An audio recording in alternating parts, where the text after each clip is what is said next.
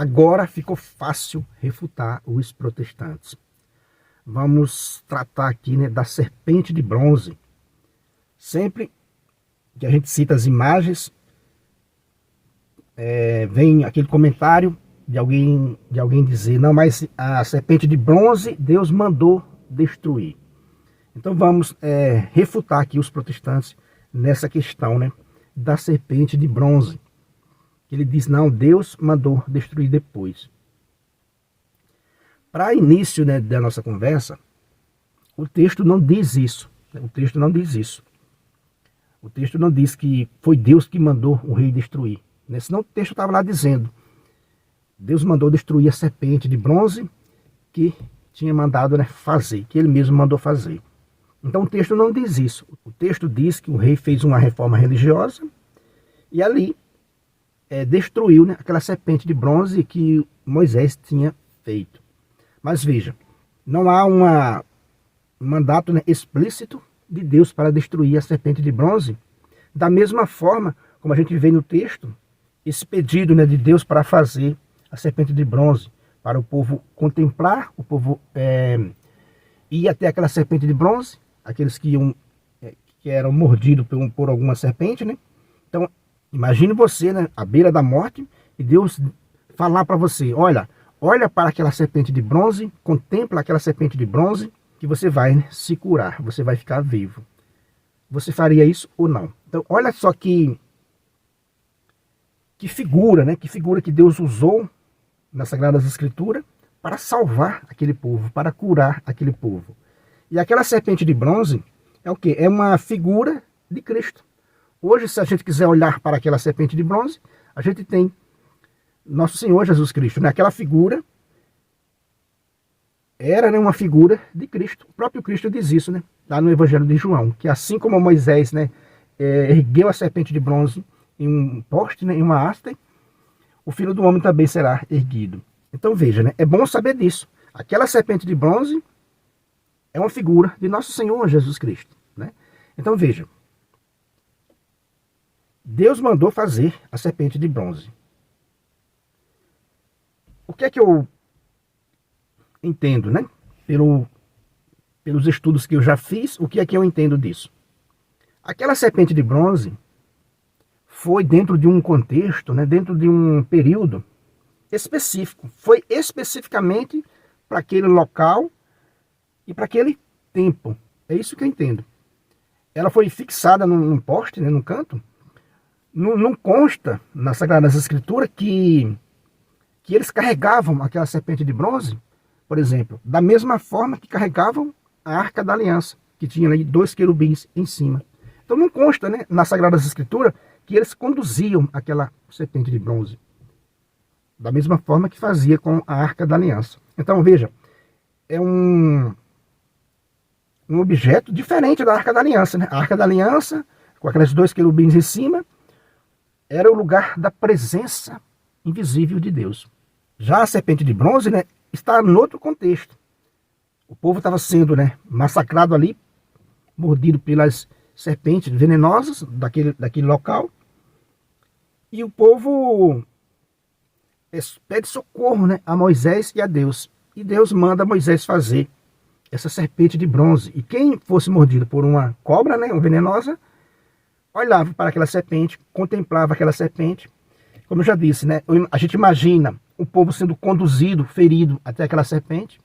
A gente tem uma visão, né, a gente pode imaginar como é que era. Outros iam se arrastando. O fato é que eles ficavam em volta daquela serpente de bronze para não perder a vida, né, para ser curado pelos ferimentos das serpentes venenosas. Como eu disse, né, aquela serpente de bronze foi especificamente para isso. O texto não fala que era conduzido, né, na caravana, não fala. Fala apenas que ela era, né, fixada em algum lugar ali, e o povo ia até lá. Então veja, então ela foi feita para esse período que o povo passava ali naquela região. Depois disso, se cumpriu o papel daquela serpente de bronze. Então, é essa linha de pensamento, né? Uma linha de pensamento é essa. Aquela serpente cumpriu aquele papel específico ali, daquele local, né? Daquela região, naquele período, durante aquela onda de víboras venenosas mordendo o povo. Então a serpente de bronze foi feita especificamente para aquilo. Se o povo quis, né, se algum grupo de pessoas quis prolongar essa veneração àquela serpente de bronze, né, essa admiração àquela serpente de bronze, já estava fora do seu, né, da sua missão. Digamos assim, a serpente de bronze foi feita especificamente para aquilo. Se alguém quis estender, aí começou a haver, né, os erros. Mudaram a identidade daquela serpente. O texto diz que mudaram a identidade daquela serpente, né? Chamava Neustan. Ou seja, eles quiseram continuar uma veneração que já tinha passado a validade. Isso numa linha de pensamento. Eu acho bonito isso aqui. Eu acho legal essa linha de pensamento. Então, já tinha cumprido o seu papel, a serpente de bronze, e aí alguém, um grupo de pessoas, quis continuar a veneração, né, àquela serpente de bronze. Inclusive, incensando, né, aquela serpente de bronze. O texto fala que eles ainda incensavam aquela serpente de bronze. Então, se eles falam que ainda incensavam aquela serpente de bronze, significa que antes também havia, sim, uma forma de um incenso, né, para aquela serpente de bronze. Então, veja. Então, essa é uma linha de pensamento. O prazo da serpente de bronze se cumpriu, ela cumpriu o seu papel, e alguém quis estender isso aí, mudando a sua identidade, né? Mudaram a sua identidade. E um outro pensamento, outra linha de interpretação, é que não era a serpente de bronze que Moisés mandou fazer, mas sim uma cópia, né? Alguém copiou. Imagine um objeto desse, onde as pessoas olhavam e ficavam curadas. Você acha que alguém não copiou isso aí? Você acha que não havia miniatura dessas imagens espalhadas na região? Eu creio que sim. Pelo que a gente encontra, né, em algum rodapé de algumas bíblias, por exemplo, a Bíblia de Jerusalém, fala que havia essa possibilidade, né? É uma linha de pensamento de que o povo fez uma serpente de bronze para imitar aquela que Moisés fez no deserto. Uma vez que já está em outra região. Veja, aqui Moisés fez em um local. Aqui o rei destruiu, já estava em outro local. Já estava em outro lugar. Como eu disse, não há registro que o povo andava com aquela serpente de bronze no seu percurso, né, no seu translado, como fazia com a Arca da Aliança. Não há registro que eles andavam com ela. O texto diz que ela era fixada em um poste ali, em um local. Então veja, a serpente que foi destruída foi em outro lugar. Foi em outro lugar. Então a gente trabalha com essas duas hipóteses, né? Mudaram a identidade dela, chamavam de Neustan, incensavam ela ainda. Se era realmente a serpente que Moisés fez, mudaram a identidade dela. Mudaram, né, a identidade dela. E tem essa outra, segundo pensamento, de que era uma outra que se fazia passar por aquela que Moisés fez. Era uma outra serpente que se fazia passar por aquela que Moisés fez.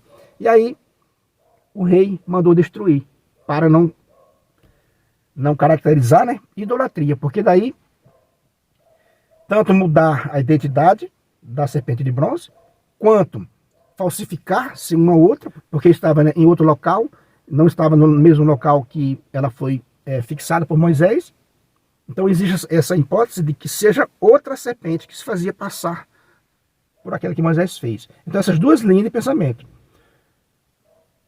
uma ou outra, né? Mudaram a identidade da serpente, falsificaram, digamos assim, né? Porque se mudou, falsificou, não tem mais o mesmo significado de antes. E essa outra segunda interpretação de que alguém fez uma imitação para cultuar no lugar daquela serpente que Moisés fez. Então, né, eu gosto dessas duas interpretações. O fato é, né, que o texto do rei não fala, né, claramente, diretamente, que foi Deus que mandou destruir. Né? Isso é fato. É bom a gente saber disso. Então, mudaram a identidade dela, ou não era ela, né? Ou não era a mesma. Então, veja, né? O mesmo eu vejo com as Sagradas Escrituras. As Sagradas Escrituras não vêm de Deus? Não foi Deus que inspirou, né, os profetas para escrever o Antigo Testamento? Não foi Deus que inspirou, né, os evangelistas, os apóstolos, para escrever, né, o Novo Testamento? Foi Deus que fez. Eu entendo assim, da mesma forma que fizeram com a serpente de bronze, mudaram o sentido, mudaram a sua identidade, mudaram a identidade da serpente de bronze, a mesma coisa hoje, né, o protestantismo muda a identidade das Escrituras. Tirou as Sagradas Escrituras do seu, né, contexto, do seu local, onde ela foi, né, moldada, onde ela foi, né, fabricada. Do mesmo modo, a serpente de bronze. Alguém tirou ela do seu contexto, da sua essência. Mudou o nome. E aí, meu amigo, deu errado. Aí deu ruim, né? Deu ruim. A mesma coisa a gente vê hoje, né? A Bíblia sendo tirada do seu contexto, do seu, né, local onde ela foi berçada, né? Onde ela nasceu, onde ela foi, né, moldada e foi, né, canonizada. Então, uma seita vem hoje e tira a Bíblia do seu local. Faz um monte de interpretação errado. E isso leva, né, à perdição. Assim como, né, a idolatria, a serpente de bronze, depois da sua validade, podemos dizer assim, né, depois de ser tirada do seu contexto, o mesmo acontece hoje, a idolatria, né, às Sagradas Escrituras. É dessa forma, né, que eu entendo.